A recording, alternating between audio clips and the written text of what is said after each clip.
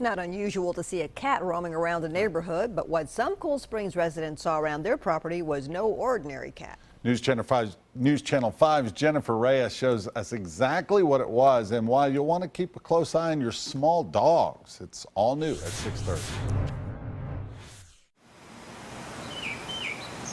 Nature seems to always have specific plans, even for the smallest of creatures. But when humans start moving into their territory, well, those plans tend to change. I'm not going to shoot it, and it's probably against the law anyway. Not far from the beautiful homes of Enclave on Carronbridge in Cool Springs is a wooded area, home to this large bobcat, who recently decided to pay everyone an unannounced visit. They get their name from their tail. That's the length of their tail right there. The Tennessee Wildlife Resources Agency uses an old pelt to educate people about these animals.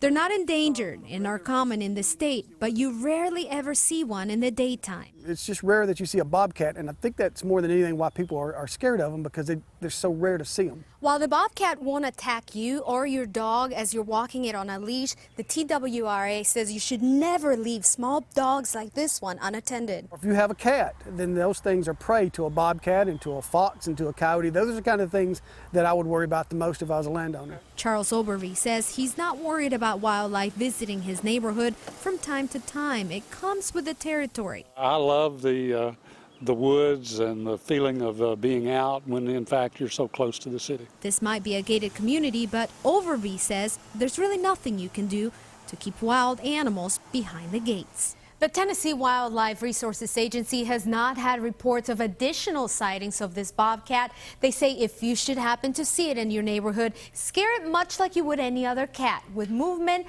and lots of noise. In the studio, I'm Jennifer Reyes, News Channel 5 HD.